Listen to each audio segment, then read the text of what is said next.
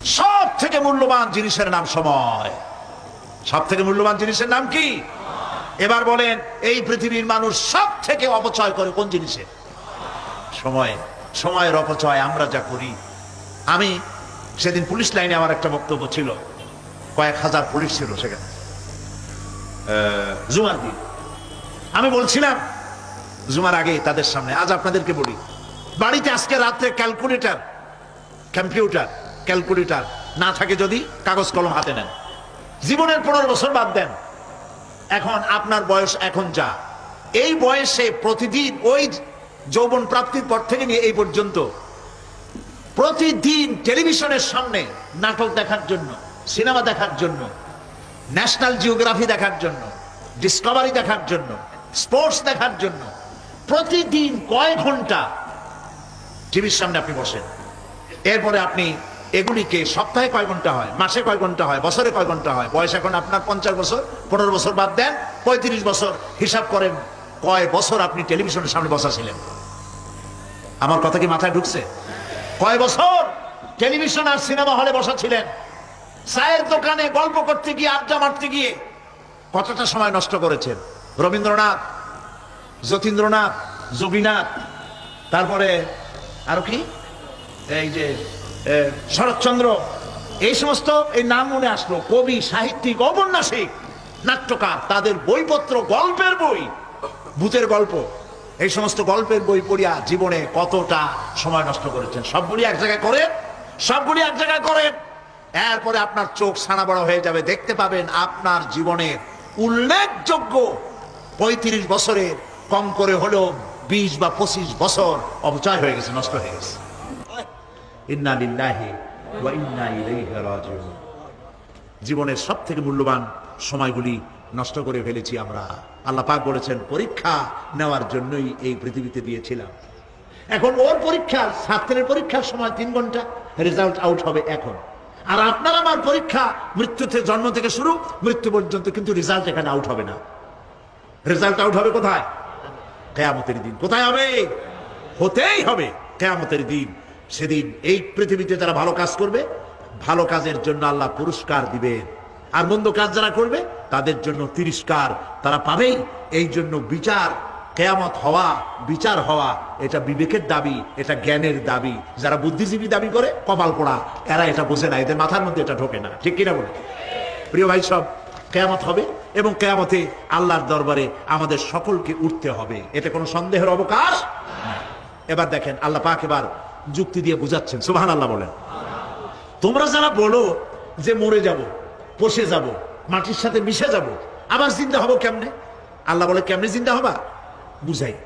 সুবহানাল্লাহ বলেন।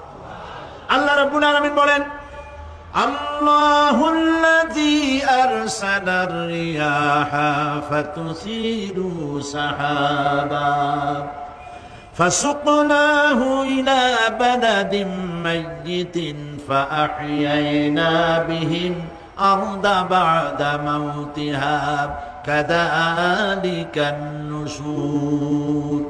আল্লাহ পাক বলেন, লক্ষ্য করে দেখো, সমুদ্রের লবণাক্ত পানিগুলি বাষ্পীয় আকারে মেঘমালায় পরিণত করে দেই, আর বাতাসকে হুকুম করি মেঘটাকে টেনে নিয়ে যাও অমুক জায়গায়। আল্লাহ যেখানে বৃষ্টি দিতে চান, বাতাস মেঘকে ঠেলে নিয়ে সেখানে নিয়ে আসে, বৃষ্টির পানিগুলি পড়ল।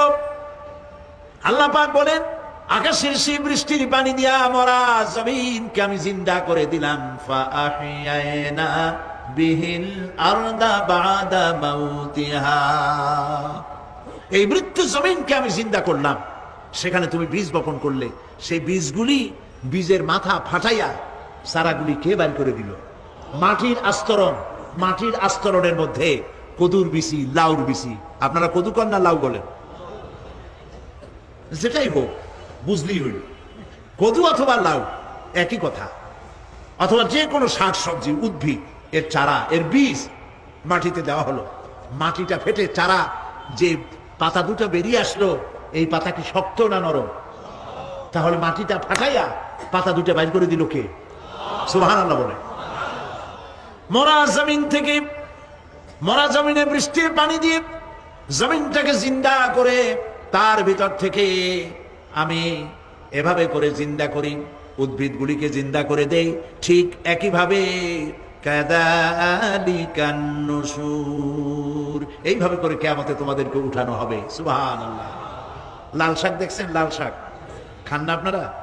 বিচিগুলো ছোট ছোট বিচিগুলি ছড়ায় দেন, দেখবেন কয়েকদিনের মধ্যে মাটির থেকে সব উদ্গত হয়ে যাবে। আল্লাহ পাক এই পৃথিবীতে আমাদের সৃষ্টি করেছিলেন, কবরের মধ্যে আমরা চলে যাব, সে কবর কি, হাসর কি ইত্যাদি বলবো ইনশাআল্লাহ ধীরে ধীরে। তো মাটির ভিতর থেকে এই গাছগুলি চারাগুলি যেভাবে উদ্গত হয়, আল্লাহ পাক বলছেন এইভাবে করে আমি তোমাদেরকে জিন্দা করব, আবার উঠাবো, এতে কোনো সন্দেহ নাই। সুবহানাল্লাহ। রব্বুল আলামিন দৃষ্টান্ত দিয়ে বুঝাচ্ছেন, আলাম ইয়াকুন নুতফাতাম মিন মানিয়্যিন ইউমনা সুম্মা কানা আলাকাতান ফাখালাকা ফাসাওয়া ফাজআলা মিনহু যাওজাইনি আয-যাকারা ওয়াল উনসা। আল্লাহ পাক বলেন, মানুষকে নিকৃষ্টতম মাতৃগর্ভে নিক্ষিপ্ত এক ফোঁটা পানি ছিল না, আমি তার থেকে আকার আকৃতি দিয়ে সুগঠিত করে মানুষের আকার দান করেছি, আর মায়ের পেটের ভিতরে আমি নারী আর পুরুষ বানাইছি, কন্যা সন্তান এবং পুত্র সন্তান বানাইছি। সুবহানাল্লাহ। এখন মানুষে কয় যে আমরাও পারি, এই যে ক্লোনিং সিস্টেম একটা শুরু হয়েছে, শুনছেন আপনারা? কথা না কইলে বুঝি কি? ক্লোনিং পদ্ধতি, এটি ক্লোনিং পদ্ধতি বিজ্ঞানীরা যারাই কাজটা করতেছে, তারা বিশ্ব সভ্যতাকে বিনষ্ট করার একটি মারাত্মক কাজে তারা হাত দিয়েছে। ক্লোনিং পদ্ধতিতে যে যা কিছু তৈরি হয়, এর আগে ভেড়ার বাচ্চা হয়েছে, ছাগলের বাচ্চা বানাইছে, সেগুলি তার মায়ের মতোই হয়েছে অথবা পিতার মতো হয়েছে। পিতার ডিএনএ নিয়ে একটা পুরুষ জাতীয় জন্তুর ডিএনএ অথবা স্ত্রী জাতীয় একটি জন্তুর ডিএনএ নিয়ে তারপরে বিশেষ প্রক্রিয়ার মাধ্যমে সন্তান, এই বাচ্চা উৎপাদনের ব্যবস্থা তারা শুরু করেছে পশু দিয়ে। এরপরে মানুষ এভাবে করা যায় কিনা সেই চিন্তা তারা করেছে। ইতিমধ্যে নাকি দুটো বাচ্চা হয়েছে, এটা সত্য না মিথ্যা এখনো যাচাই করা যায় নাই, কিন্তু পশুর থেকে যেগুলো হয়েছে সবগুলি রোগ নিয়ে আসছে পৃথিবীতে, গেল এক নম্বর কথা।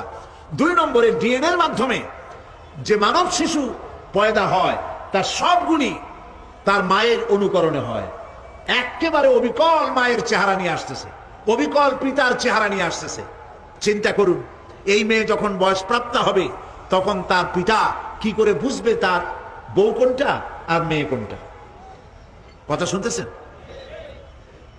পিতার অবিকল চেহারা নিয়ে একটা সন্তান আসলো, এখন সন্তান বড় হয়েছে, তার মা কি করে বুঝবে যে আমার স্বামী আসছেন, আমার ছেলে আসছে?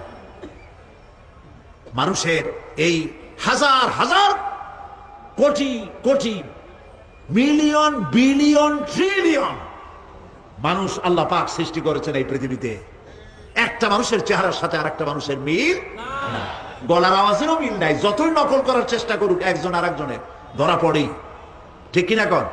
ধরা পড়বেই। গলার আওয়াজের যদি মিল থাকতো কি হইতো? এই যে মাহফিলে আসছেন আপনার ওয়াজ শুনতে, বউ আছে বাড়ি, আপনার অবিকল আপনার আওয়াজের মতো একজন, গলার আওয়াজ ঠিক একই রকম, আপনার ঘরের দরজা কাছে যেয়ে বলতো, শুনছো আমি আসছি, দরজা খুলে দাও। তারপর দরজা খুললে কি হইতো চিন্তা করেন? সুবহানাল্লাহ বলবেন না? সুতরাং ক্লোনিং পদ্ধতিতে যারা মানুষ বানাবার চেষ্টা করছে, বিশ্ব সভ্যতাকে ধ্বংস করার জন্য, নৈতিকতার বাঁধকে ভেঙে দিয়ে